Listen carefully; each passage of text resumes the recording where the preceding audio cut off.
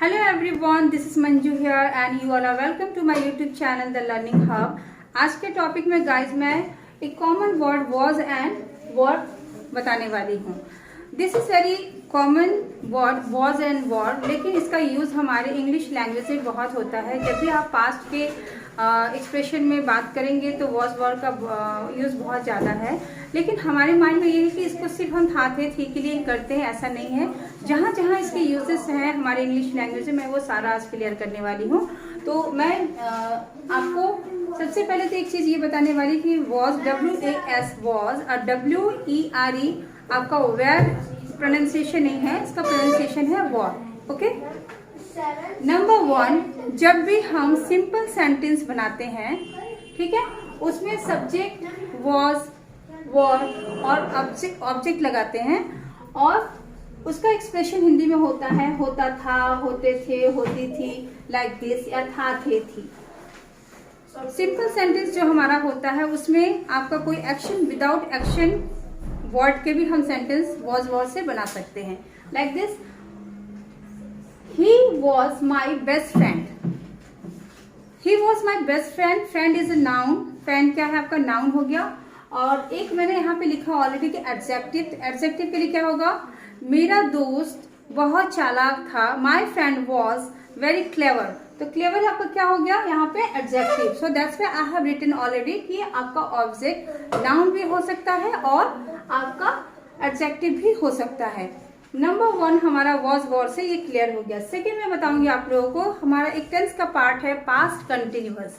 Past continuous में always हम जब भी पास्ट स्पीकिंग में बोलेंगे, स्पोकन में बोलेंगे या फिर हमें कहीं यूज करना है रिटन में, तो ये याद रखेंगे कि उसमें वर्ब का ING, कोई भी एक्शन वर्ड उसमें फर्स्ट फॉर्म, जिसके फर्स्ट फॉर्म में हम ऐड करते हैं ING, तो वहां पे भी एज यूजुअल एज वर्ड उसमें फर्स्ट फॉर्म, जिसके फर्स्ट फॉर्म में हम ऐड करते हैं ING, तो वहां पे भी एज यूजुअल एज वॉज का सिंगुलर सब्जेक्ट के साथ, आई के साथ, और वर का यूज प्लूरल के साथ, यू के साथ करते हैं। Okay, subject was were verb ING object, यानी इसको हिंदी में बोलेंगे तो हो रहा था, रही थी, रहे थे, etcetera. She was talking to me about you. वह मुझसे तुम्हारे बारे में बात कर रही थी। All students were getting study. तो ये आपका हो गया was and were past continuous. अब थर्ड में आप लोगों को बताने जा रहे हैं। नंबर जो है पैसिव, ऑलरेडी आप लोगों ने पढ़ा होगा।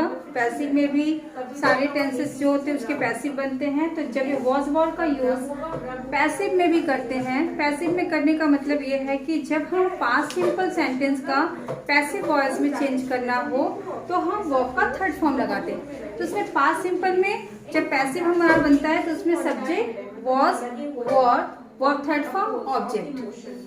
तो आपको ये लगता है कि वॉज वर को तो हम वर्ब ING या सिंपल ही ऐसे कर, नहीं, अगर पैसिव में होगा तो वॉज एंड वर की जस्ट बात वर्ब का थर्ड फॉर्म होगा।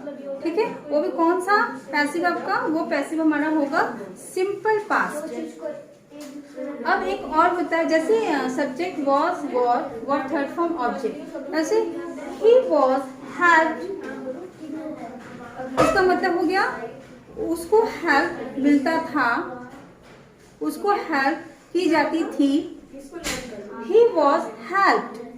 तो इसमें कोई भी कंफ्यूजन वाली बात नहीं है। Just come to the point में यहाँ पे ये क्लियर करें कि वॉज और वर का यूज, इसके पहले के मेरे लास्ट वीडियो में मैंने इज एम आर को भी ऐसे ही क्लियर किया था कि जितने भी यूजेस से इज एम आर के मैंने सारे क्लियर करे थे।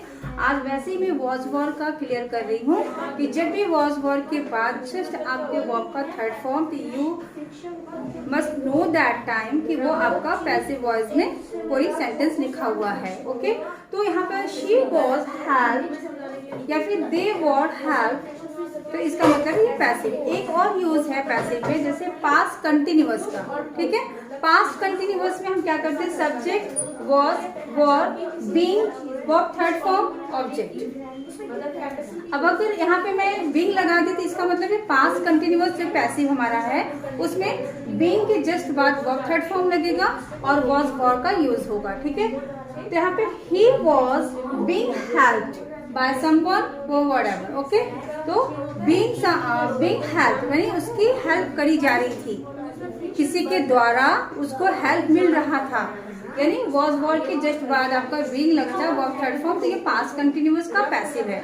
ओके गाइस, अभी आपको एक और यूजेस, दो और यूजेस हैं जो मैं बताने वाली हूँ। एक और यूज है, इट्स टू इम्पोर्टेंट। इसमें क्या है, subject was, were, to, verb first form, object. इसका यूज हम करते हैं वाला वाली के लिए। जब भी हमारे एक्सप्रेशन में ये आता है कि वाला था, वाली थी, वाले थे, like this type all expression in Hindi, तो आप वहां पे क्या करोगे, आपको वॉज वर्ड के बाद जस्ट बाद आपको टू लगा देना है। वॉज वर्ड के जस्ट बाद आपको टू लगा देना है। Example, she was to come at my house today,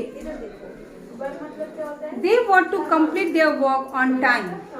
इसका मतलब क्या हो गया, वे लोग अपने काम को समय पर करने वाले थे, करने वाले ही थे नहीं, करने वाले थे। मैं तुमसे इस बारे में पूछने वाली थी। I was to ask you about this matter. Was and were, इसके साथ हम अबाउट टू का यूज करते हैं, वर्ब का फर्स्ट फॉर्म, ऑब्जेक्ट। इसका यूज हम वाला वाली के साथ करेंगे, लेकिन वाला वाली ही थी, ही था, यानी कोई काम होने वाला ही था, होने वाली ही थी। For this expression, we always use was, were, about to. Verb का फर्स्ट फॉर्म। गाइज, हमें वर्ब कहाँ लगता है, वर्ब का कहाँ नहीं लगना है, ये एक्शन वर्ड हमारे एक्सप्रेशन को अच्छे से प्रेजेंट करने के लिए इसको हमें याद करना। We have to learn that कि वर्ब का फॉर्म किस फॉर्म के साथ कौन सा वर्ड यूज होगा। तो मैंने इसमें 2-3 फॉर्म्स बताए, कहीं फर्स्ट फॉर्म है, कहीं थर्ड फॉर्म है, कहीं पर विदाउट फॉर्म है। तो ये चीज जो है आपको लर्न करना पड़ेगा। You must learn that, otherwise आपके सेंटेंस रॉन्ग हो सकते हैं।